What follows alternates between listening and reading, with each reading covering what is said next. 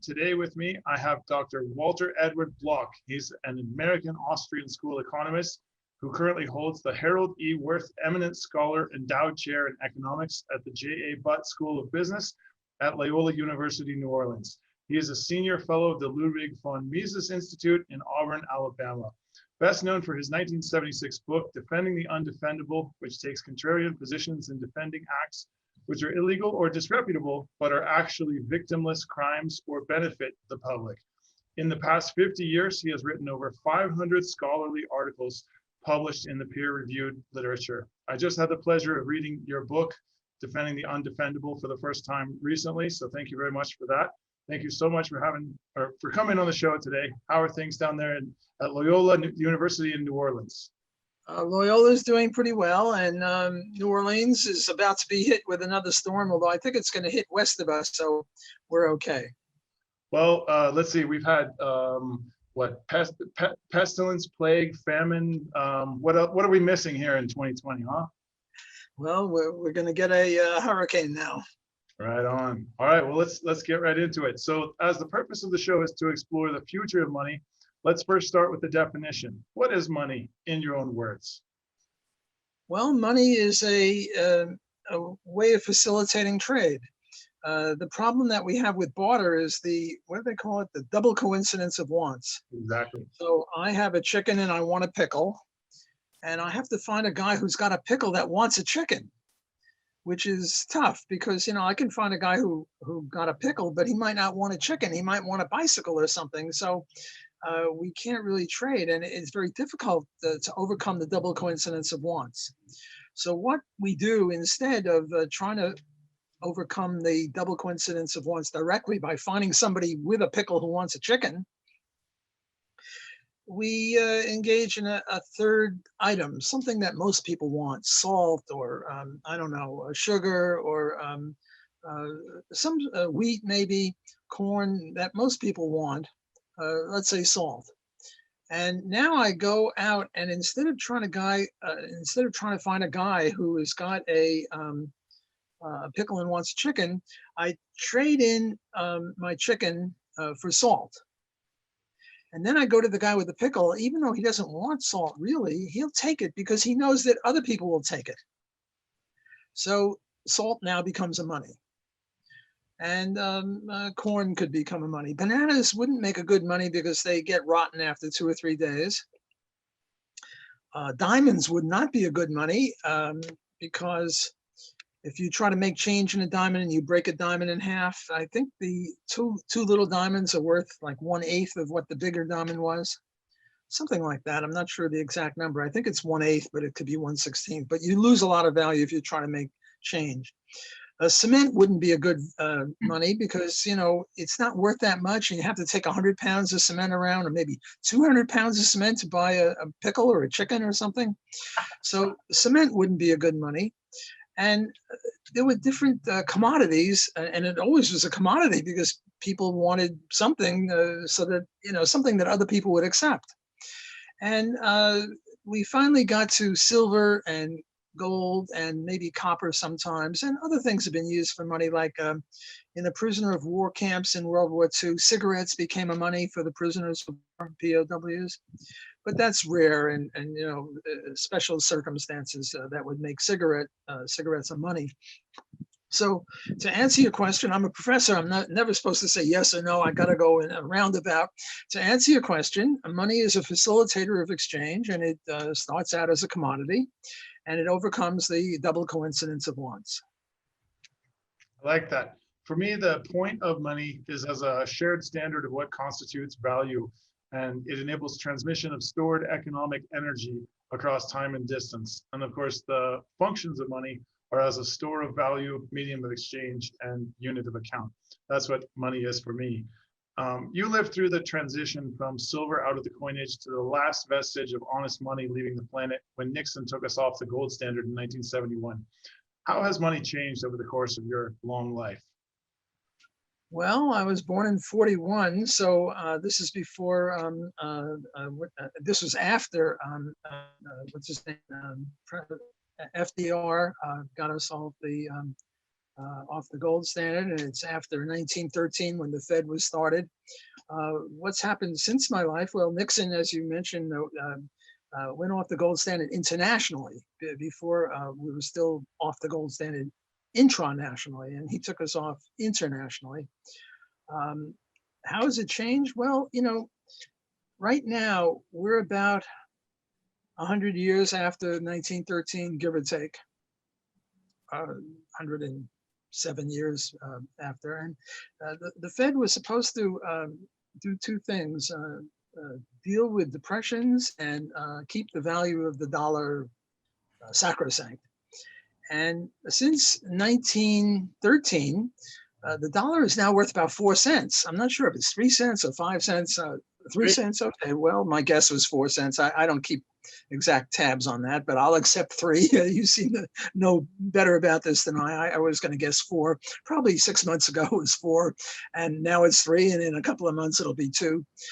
So they haven't done a terrifically good job on preserving the value of the dollar, and they haven't really done that great a job on preventing the business cycle, because if you look at the 100 years before and after 1913, we've had much more oscillations afterward, after they were in, than before. Before, you had a little teensy bit here and there, and but afterward, it's loop-de-loop, like what do they call those trains that go in the amusement park? A sine wave.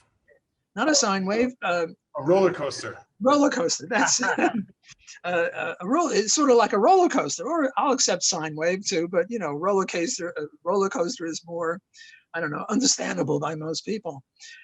So the Fed has failed in both of its tasks, and unemployment. They're taking on new responsibilities, and so I think that's what's been happening with the dollar. It's been depreciating very rapidly. Well, not that rapidly, 100 years or 107 years, and the thing is worth 3 cents now. Whereas when it started out, it was worth a dollar was worth $1. So they haven't done a terrifically good job. Indeed. Well, you have to ask yourself, has a good job indeed been done? And if so, for whom? The United States citizens used to own a whole lot of gold, and now they have worthless paper. So coming to cryptocurrency from hard metal, I certainly have strong opinions on that. So what are the advantages and drawbacks of the existing system of money as it stands today? I look at today when 25% more currency than existed 6 months ago has been created, and trillions of dollars are handed out to cronies, and the powerful get bailed out and become richer while the common man barely scrapes by. What does that mean for the future of our country in these tough times? Well, it doesn't. The prognostication is not very good. I mean, they've been creating money like drunken sailors, and because of the COVID. Okay, so you could sort of excuse, COVID, but I mean, I don't excuse it. But if you were more generous than I am, you could sort of excuse it because it's a special circumstance. But if you look at pre-COVID, still, they don't look that good. They've been creating money, maybe not like drunken sailors, but by tipsy sailors, sort of half drunk. So, they sort of have an excuse after April because of COVID, but they have no excuse like that before. And you're quite right that it has, what do you call it, intrapersonal redistribution effects. It's not just that the inflation has occurred, it's that some people get the money sooner than other people get it. A Cantillon effect. Precisely, Cantillon effects. Some people get the money sooner before the prices have risen, and they make out pretty well. And the widows and orphans, on fixed income, they never get the additional money unless there's a raise. And meanwhile, they're just paying higher and higher prices. So you have redistribution effects as well. And it's usually in favor of rich people. Not that I'm against rich people, I'm just against government intervention. And if a rich person gets rich honestly by producing a good or a service, God bless him. I'm not against billionaires like Bernie Sanders, millionaires and billionaires. He used to say millionaires and billionaires are no good, but then he became a millionaire. So now he just says billionaires are no good. At the rate of inflation, he might become a billionaire, and then he'll have to say, well, trillionaires are no good, but billionaires are okay because I'm a billionaire. I think that, you're quite right in pointing to the Cantillon effect. So what would a world look like where governments did not have monopoly control over the money we use? Most people can't even Well, fathom that, but I'm sure you've thought about it. What would that world look like? well, it would look like either gold or silver, and I think one would beat out the other, and I'm not sure which.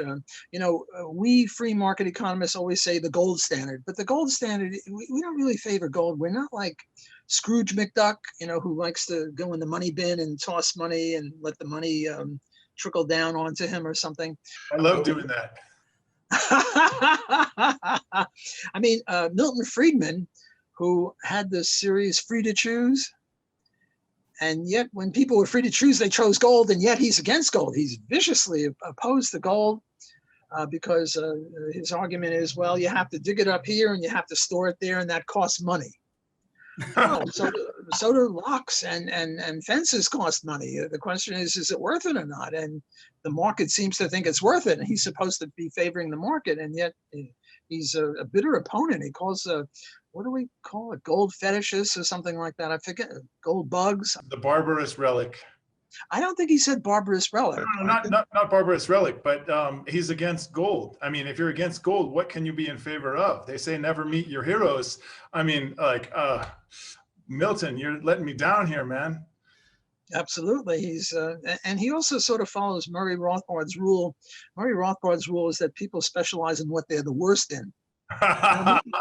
Milton Friedman was really good on minimum wage and free trade and rent control and, dozens in occupational licensure.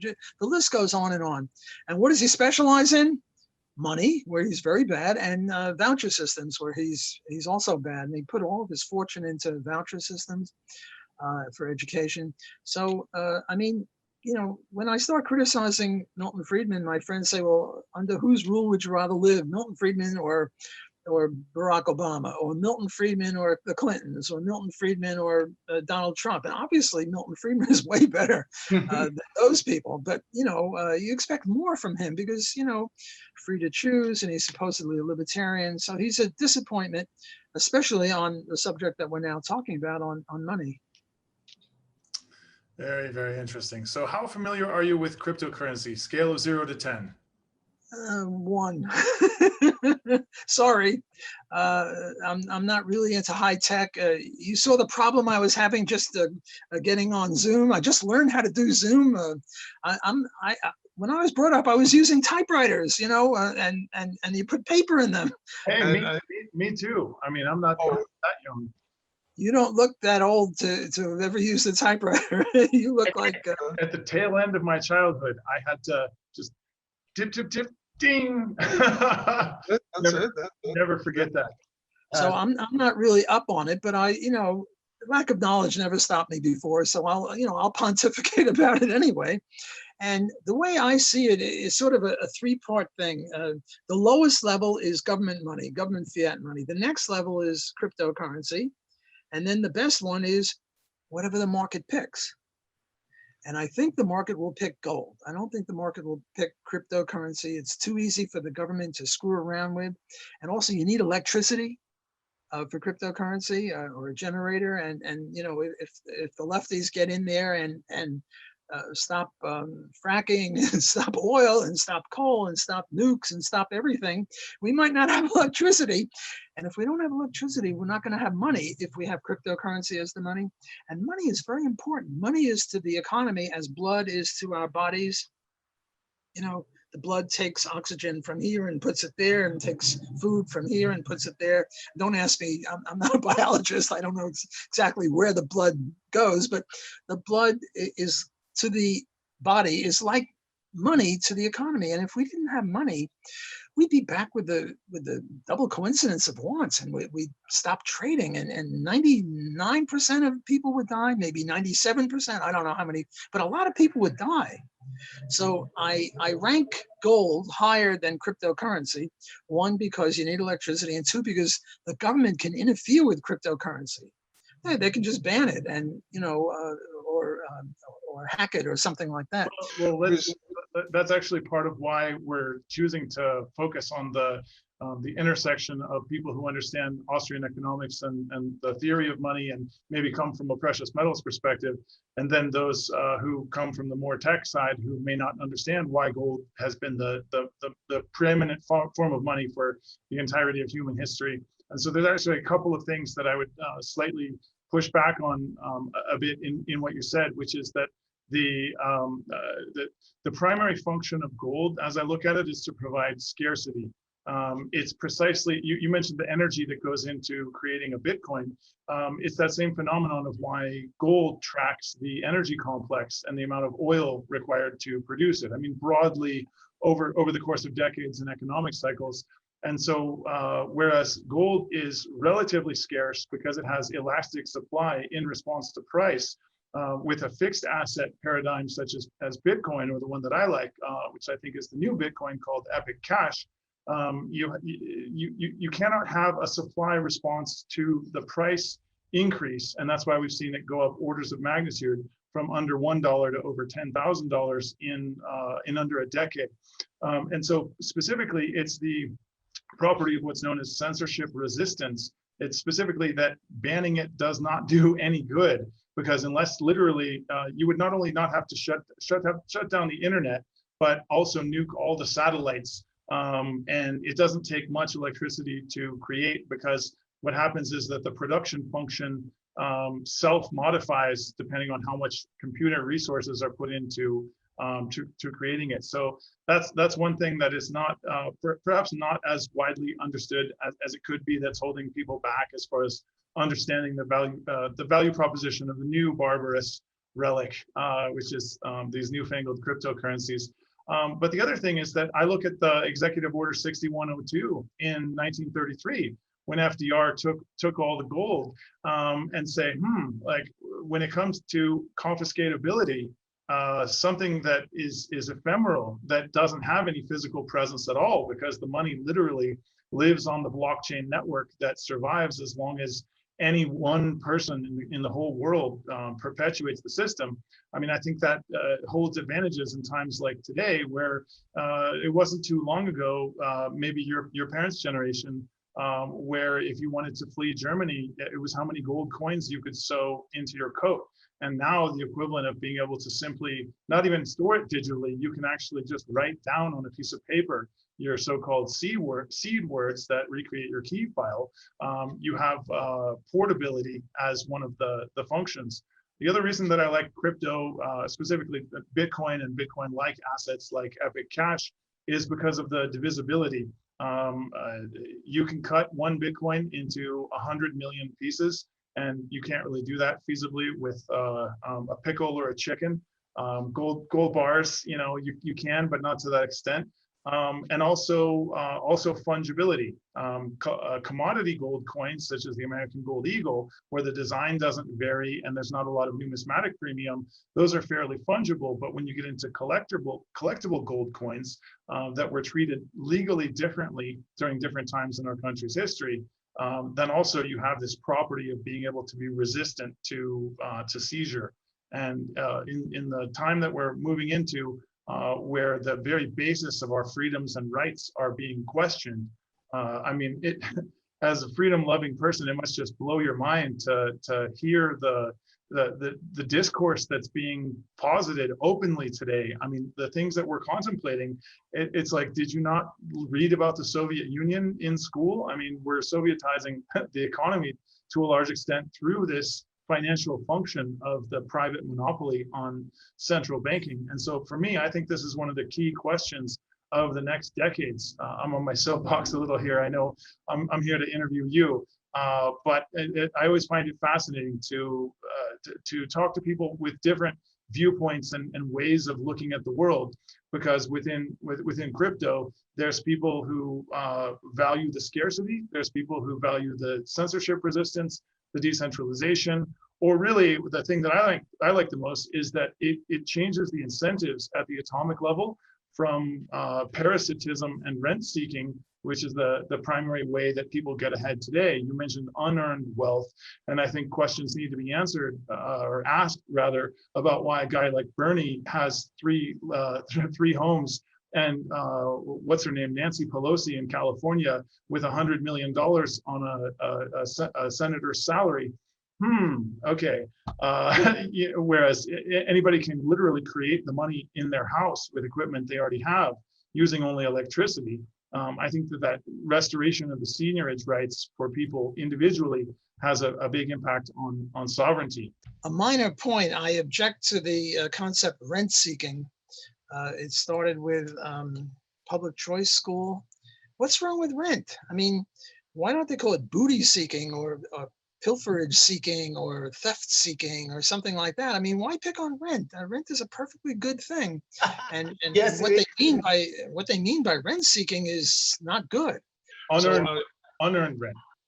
Well, unearned seeking or something like that. But why unearned rent? Why not unearned labor or wages or profits? Or I mean, why pick on poor rent? I mean, rent is a perfectly good thing, so, but this is just, what do you call it? The linguistic point, a very minor point, not a substantive point, but still, I sort of object to it.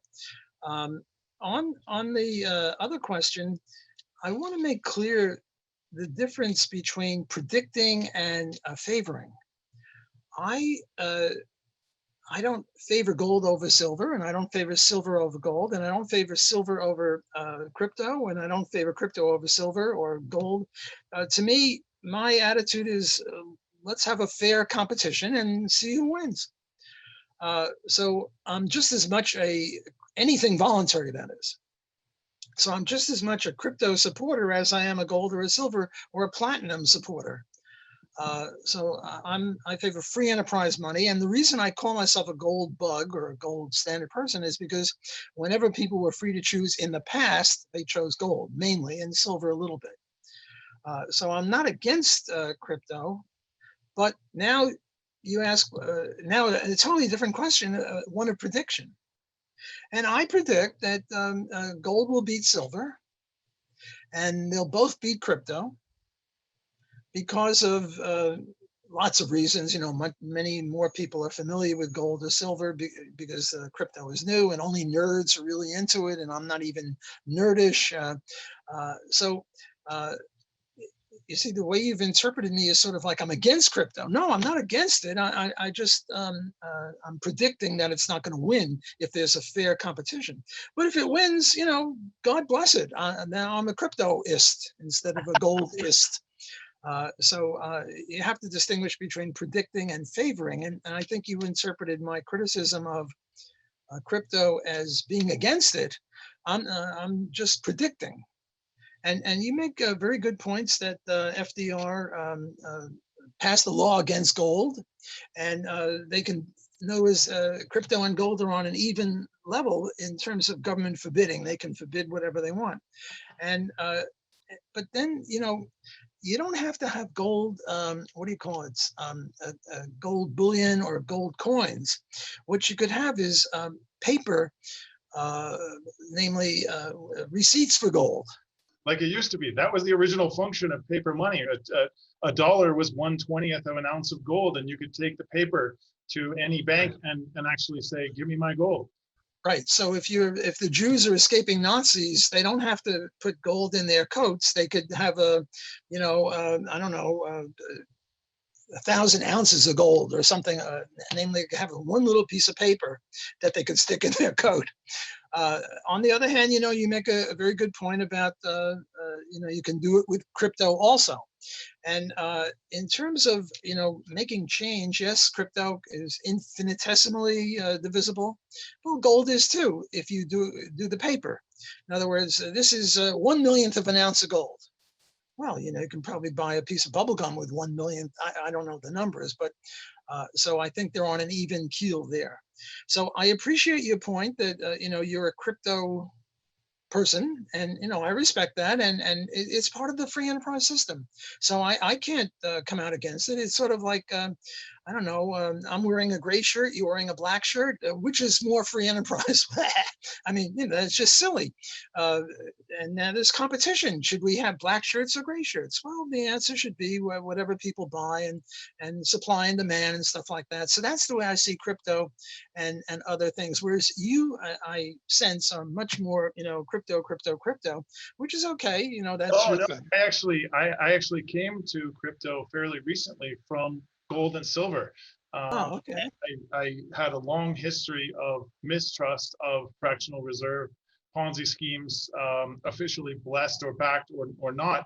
The 2008 banking crisis was really what opened my eyes and first got me to appreciate the value of money that couldn't be inflated. I mean, you can go back to the Fed balance sheet pre 08 and it was 1 trillion. Now it just clocked past 7.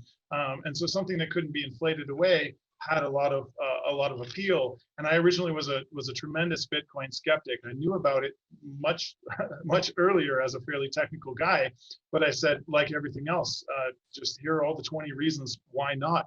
And it probably cost me a few $1 billion of being too slow. But thankfully we have a next one here because technology moves on, and what we call Bitcoin is actually fairly far removed from the original ideals that the creator had in mind as it's fallen prey to vested interests and, shall we say, not rent seeking, but whatever other name we might call the rose by, hoping that it still smells as sweet. So yeah, you know what? I'll send you one of these newfangled coins, and we'll see. Ounce of silver versus one epic in 5 years. Because I also got tired of losing money too. I mean, JP Morgan can get slapped for a $1 billion market manipulation fine. And if you understand the Wall Street spoofing stuff, the games that the traders play with the futures, it's heavily manipulated, especially since the futures contracts came out in the 70s in the advent of electronic trading. And so I think that the free market experiment as embodied by Bitcoin in the past 10 years really holds a lot of promise. I view what I'm doing with the Epic project as more about the fight for our freedoms as individually sovereign people, because if you don't have money, if you don't have financial sovereignty and the ability to feed yourself, then all the free speech and ability to gather and all the other stuff kind of doesn't matter, because practically speaking, like you said, without electricity, not much matters.